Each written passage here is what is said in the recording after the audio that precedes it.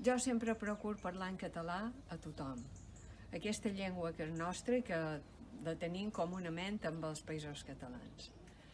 Perquè també penso que la gent és intel·ligent i que ho pot entendre.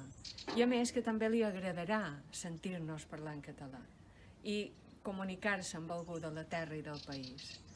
També penso que la llengua està lligada al temps i a l'espai geogràfic, i el temps també està lligat a la vida.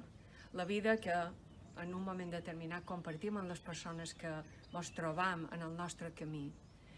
I per tant, penso que el millor que poden fer és parlar sempre en català, perquè és una manera d'acollir la gent que ens trobam, que no coneixem i que volen que formin part de la nostra comunitat cultural, nacional i lingüística.